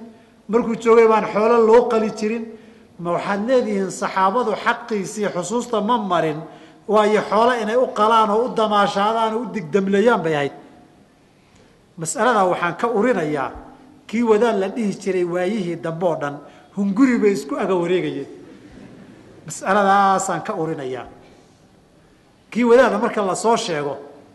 haddii afrey la sheego haddii halku dhig la qabto wadaad iyo dhari baa la iska agdayaa baa layidhi markay nacaayayeen waxay yidhaahdeen qori ku tuur mooyeen qori ka qaad ma leh wadaad ceel ku dhacay gacanta keen diidiyo hoobuu rabaa kii maska qabtayna meeshii weliimada xagga culimmada iyo xagga wadaadada buu yidhi markay xadreeyeen wadaadada waxaa la yidhi shaylilaayaadi bay noo fasirteen soo ma taqaanaan shaylilaayaa shah ma kariseen ma ku rideen ma ka qaadeen ma nimaadnaabaadna tihaahdeen waxaadna tidhaahdeen oo kale waxay ku xadreeyaan wadaadadu waxay noogu xadreyseen wadaadadu beerka xaydhala way cunaane ilaahay may ka yaabaan oo ina siiyaan wankii badhilaa balaayada kaa xijaabee lafaha buurbuuran barakay wataan waad noogu gabaydeen kii wadaad la dhihi jiray soomaali keliya maaha maqrib alcarabi markaad tagto kullu halqabsi kastoo hunguri ah wadaad buu ku baxay waaxid ulba buu ku leey waaxid ulba hadduu ku yidhahda aalib cilmi wey waaxid ulba waaxid faqiihna waa imaam haddii faqiih ku dhahaanna waa imaam ulba hadday ku yidhahdana waa xerow mid xerow iyo mid imaama labadaa unbaabu hunguri xumo tusaale u ah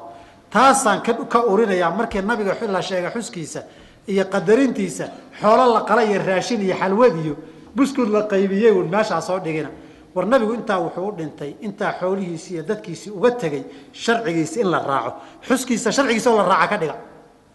xuskiisa diintiisa oo la barto lagu dhaqma ka dhiga laakiin nin maanta o dhan sigaar cabayey xalay oo dhanna qaad ku soo jeeday baa ku leeya nabigaan xusayaayo farxaddiisaan usoo jeedaa war nabi maxamed hadaad xusayso xaaraanta qaadka iyo sigaarka maa iska daysa maye xuska nabigaan ugu soo jeedaa kule wuu taksiinsan yahay halkaasuu daanku joogaa idinku meelaha mara nin taksiinsanoo daanku halkaa marayo nabigaan xusayaa midda kale nin dhergay oo daacsanaya oo hadhow meeshuu waxooga iskaga fududayn lahaa rabo waa qisaska nukadka qariibka dhaqankeena la yaabay wey marka raashinka la cuno waxa la isaga deji oo markii hore meel laga dejin maxaa loo gaarsiinaya baasha caloosha meel la dejinaya haddaad dejinaysa waxaad u gaarsiin wey inta ay dejinta ugu baahanteed maad ku daysid marka horeba may waxaa lagu leeyahy markii la dhergoor waxaan ku dejina keen ikhwaani baasha meel ay marka horeba fuurtay haynagu gaadhsiinina waxaan uga jeedaa nabiga iyo cuntada iyo hunguriga kala saara weligiina waxase cunto laguma xaman weligiina hunguriya dheri ma dabadabaysanin inaad dhaqankiisi iyo xuskiisii oo dhanba dheri iyo raashin iyo cad hilib iyo wadaad kurus raba wadaad dexer oo iska gaajaysnaa oo caamadii xoolo laydinka qaadi waayey ma kolba xaflad iyo munaasabad laydiin sameynayey waxoogay lag iyo kurus laydinkaga hela laa aqala walaa aktar subxaanaka allah bixamdika ashhadu an laa ilaha illa anta